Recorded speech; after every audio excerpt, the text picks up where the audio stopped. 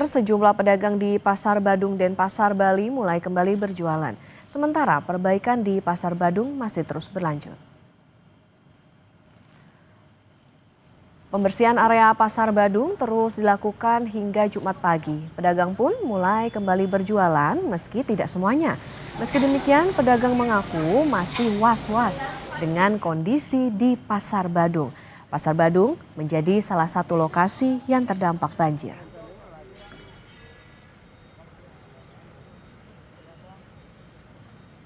Sejumlah warga Dusun Tengading Desa Antiga, Kecamatan Manggis, Kabupaten Karangasem, Bali yang menjadi korban banjir masih mengungsi di rumah-rumah kerabat.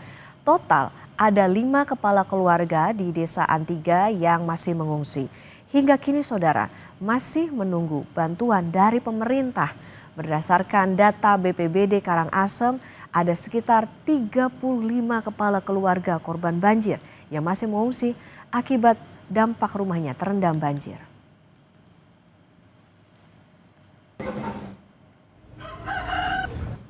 Gubernur Bali Wayan Koster mengatakan pihaknya masih mendata kios dan ruko di Pasar Badung dan Pasar Kumbasari yang rusak akibat banjir. Menurut Koster, pihaknya akan memberikan ganti rugi kepada pedagang yang kios dan rukonya rusak akibat banjir. Koster mengatakan nantinya ganti rugi untuk pedagang ini akan menggunakan APBD Provinsi dan Kota Denpasar. Sementara untuk perbaikan infrastruktur dan fasilitas umum akan dibantu dana dari APBN. Gubernur Bali Wayan Koster telah mengeluarkan status tanggap darurat selama 2 pekan mulai dari Rabu 10 September 2025.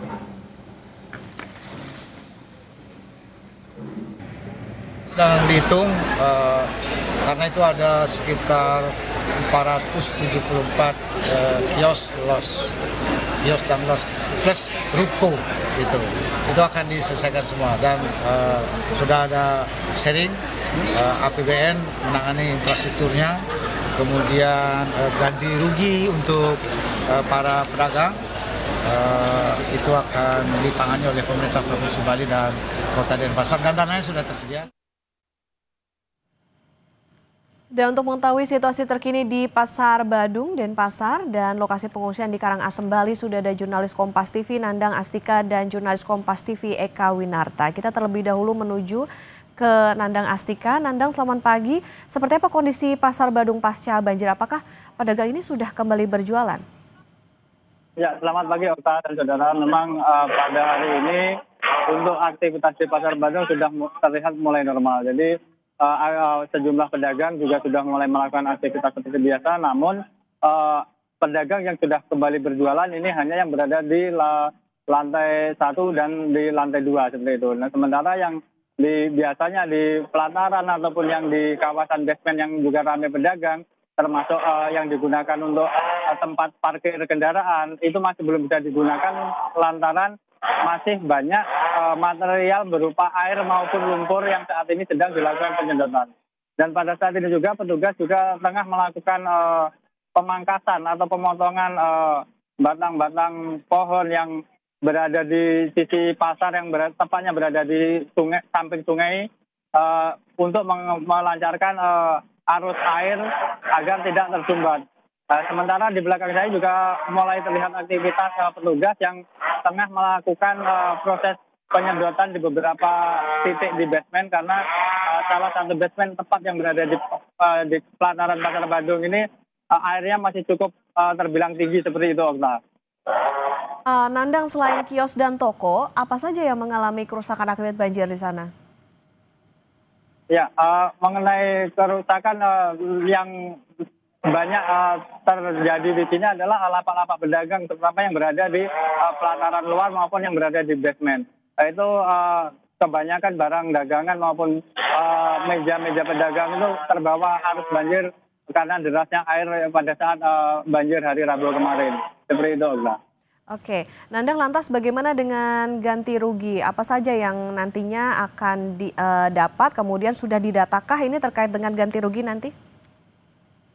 Ya, memang sebelumnya Gubernur Wayan Koster tengah meminta kepada atau untuk mulai berkoordinasi dengan Wali Kota Denpasar untuk membahas mengenai ganti rugi ini. Namun pada saat ini masih dilakukan proses pendataan yang terdata ada sekitar 200 pedagang. Apakah ini semuanya akan mendapatkan ganti rugi atau akan mendapatkan dana bantuan, karena ini merupakan faktor dari bencana alam yang biasanya kalau bencana alam mereka atau korbannya ini mendapat seperti itu. Mengenai untuk besarannya ini masih atau nominalnya ini masih dalam tahap